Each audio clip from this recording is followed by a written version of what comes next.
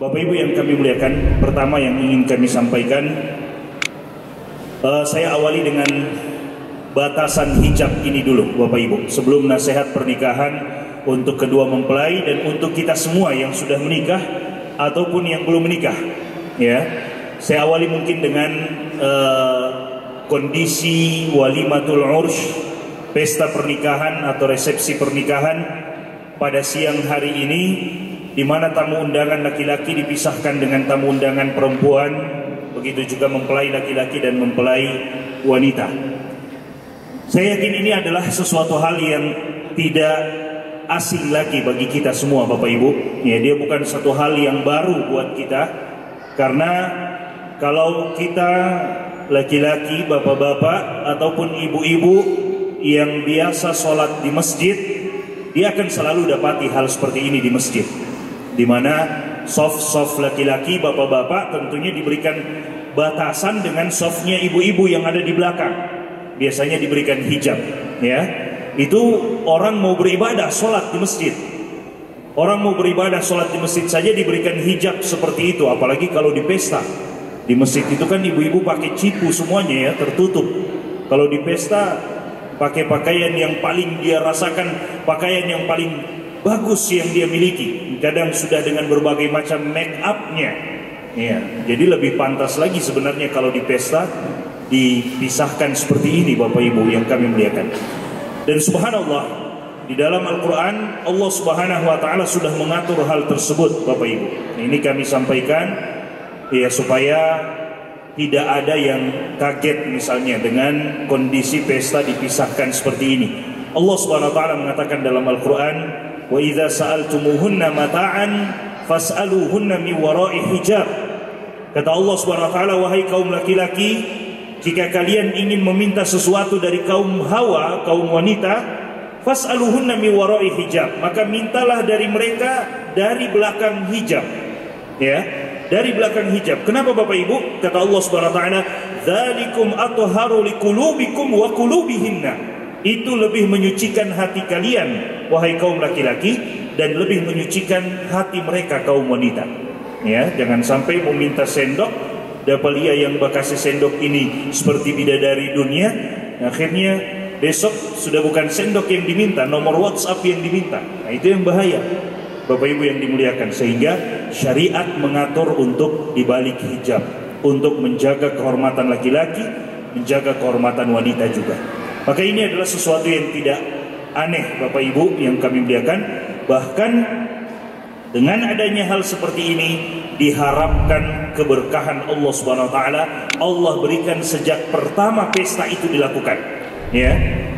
Tidak hanya sepanjang kehidupan berumah tangga kedua mempelai keberkahan itu diharapkan, tapi sejak awal pesta diadakan kita sudah berharap keberkahan Allah diberikan dengan menjalankan tata cara pesta pernikahan sesuai dengan apa yang Allah Subhanahu wa taala inginkan di dalam Al-Qur'an. Nah, ini yang pertama yang ingin kami sampaikan Bapak Ibu. Yang kedua, Bapak Ibu yang kami muliakan, pernikahan adalah satu sunnah, ya, satu ajaran para rasul terdahulu dan terkhusus ajaran Nabi kita, Nabi Muhammad SAW. Mereka, para rasul itu diberikan pasangan oleh Allah Subhanahu wa taala, ya, untuk kemudian mendatangkan keturunan-keturunan yang baik dari mereka, dari para nabi tersebut. Dan terkhusus kepada nabi kita, Nabi Muhammad SAW, Bapak Ibu, ada 3 orang sahabat pernah datang ke salah satu, ya, ke rumah Nabi SAW, bertanya kepada salah seorang istri Nabi tentang bagaimana kondisi Rasulullah SAW di dalam rumah. Bagaimana ibadah Nabi SAW di dalam rumah. Setelah dikabarkan kepada mereka Nabi itu seperti ini dan seterusnya, akhirnya mereka bertiga keluar, kemudian masing-masing berazam, bertekad, ya, masing-masing bertekad di antara mereka. Mereka katakan, itu kan Rasulullah SAW, ya, Nabiyyun qad ghafarallahu lahu ma taqaddama min dzambihi wa ma ta'akhkhar. Dia adalah seorang nabi yang Allah telah ampuni dosanya yang telah berlalu dan yang akan datang. Adapun kita umatnya belum ada jaminan. Maka masing-masing dari ketiga sahabat itu bertekad, berazam dengan satu ibadah yang luar biasa. Orang pertama mengatakan, wa amma ana fa asumu wa la uftir. Orang pertama mengatakan, aku akan berpuasa sepanjang hari dan tidak akan berbuka. Ya. Orang yang kedua mengatakan, usolli wala anam, aku akan sholat sepanjang hari dan tidak akan tidur. Dan orang ketiga mengatakan, aku akan menjauhi perempuan, menjauhi wanita, dan aku fokus beribadah, tidak akan menikah. Ini adalah tekad yang luar biasa dari mereka bertiga, Bapak Ibu yang kami muliakan. Namun akhirnya berita itu sampai kepada Nabi. Maka Nabi SAW datang, ya, mengunjungi mereka bertiga, dan Nabi SAW mengatakan, "A'antum qultum kadza wa kadza?" Apakah kalian bertiga yang mengatakan ini dan itu? Mereka mengatakan, benar ya Rasulullah. Karena bagi tiga orang sahabat ini adalah sesuatu yang baik, tidak masalah. Saya berazam, bertekad untuk puasa sepanjang hari, sholat sepanjang hari, tidak mau terganggu dengan wanita, sehingga tidak mau menikah, mau fokus beribadah. Menurut mereka bertiga, itu adalah sesuatu yang luar biasa, Bapak Ibu, baik. Tapi yang baik itu adalah apa yang baik menurut syariat, bukan baik menurut logika kita.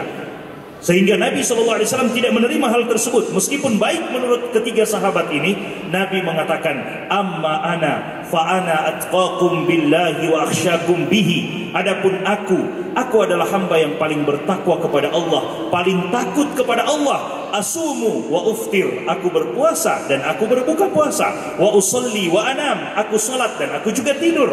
Wa atazawwajun nisa, dan aku juga menikahi wanita. Faman raghiba an sunnati falaysa minni, maka siapa yang tidak suka dengan cara beragamaku, sunnahku, maka dia bukan bagian dari golonganku. Biasanya kalau akad nikah kita hanya dengar lafaz terakhirnya, ya. Lafaz terakhirnya kita dengar, an-nikahu sunnati, faman raghiba an sunnati falaysa minni. Itu lafaz terakhir dari satu kisah yang sangat panjang yang kami sebutkan tadi.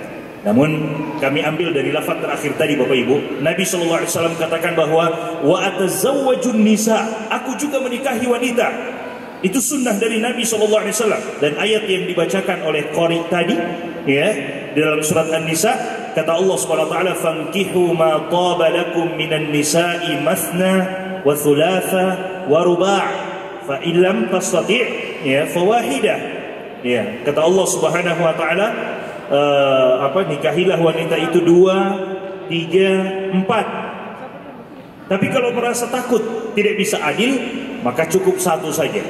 Ya, di situ sebagian ulama kita mengatakan Allah mulai dari 2, 3 dan 4. Berarti hukum asalnya menikah itu langsung 2 dulu, 3 dan 4. Kalau tidak adil, baru itu diceraikan, sisa 3, sisa 2, sisa 1. Ya, sebagian ulama mengatakan seperti itu, Bapak Ibu. Ala kulli hal, ini adalah satu perintah dan ajaran dalam agama kita, ya, menikah. Dan oleh sebab itu, kami ingin sampaikan kepada kita sekalian dan terkhusus kepada kedua mempelai, bahwa dalam membangun rumah tangga, yang paling pertama harus kita tanamkan dan kita niatkan adalah, karena ini ajaran dari Nabi SAW, menikah.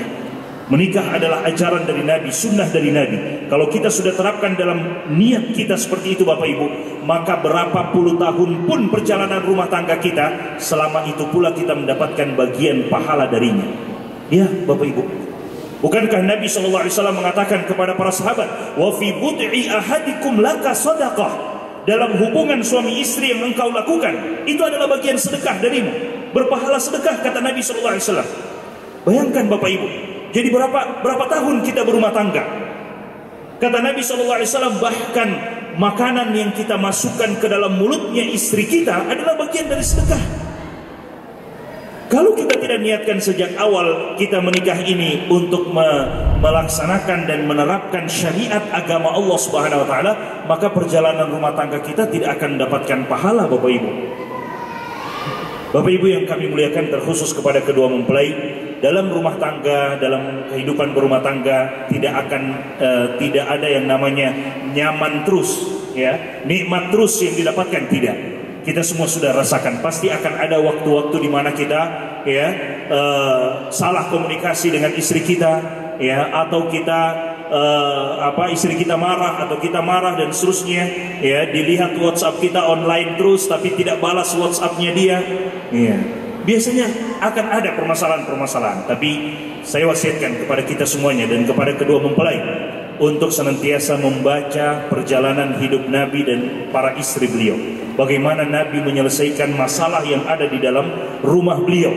Sehingga kita bisa mencontohi itu, Bapak Ibu yang kami muliakan. Jangan sampai kita hanya bahagia di awal pernikahan kita, ya, kemudian ternyata di pertengahan atau sudah semakin lama pernikahan kita mulai hilang kebahagiaan tersebut. Dan na'udzubillah min dzalik, yang lebih parah lagi adalah jangan sampai kita bahagia dengan pernikahan kita di dunia, tapi ternyata di akhirat kata Allah Subhanahu wa taala, fariqum fil jannah wa fariqum fis sa'ir, sebahagian dimasukkan ke dalam surga dan sebahagian dilemparkan ke dalam api neraka. Na'udzubillah min dzalik. Oleh sebab itu, terakhir yang ingin kami sampaikan Bapak Ibu, Allah Subhanahu wa taala berfirman dalam Al-Qur'an, "Alladzina amanu." Kata Allah Subhanahu wa taala, orang-orang yang beriman, ya, orang-orang yang betul-betul beriman kepada Allah, dia buktikan dengan amalan-amalan soleh kepada Allah Subhanahu wa taala. Kata Allah Subhanahu wa taala, "Wattaba'athum dzurriyyatuhum biiman, alhaqna bihim dzurriyyatahum."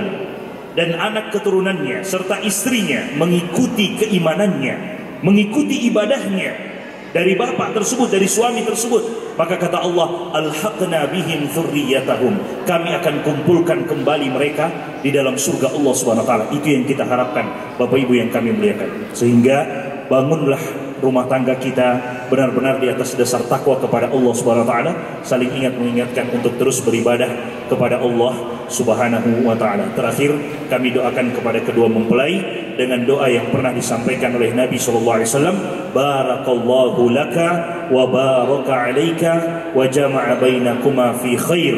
Semoga Allah memberikan keberkahan untukmu dan keberkahan atasmu, dan semoga Allah Subhanahu wa taala mengumpulkan kedua mempelai ini senantiasa berada dalam kebaikan sampai dengan berjumpa dengan Allah Subhanahu wa taala.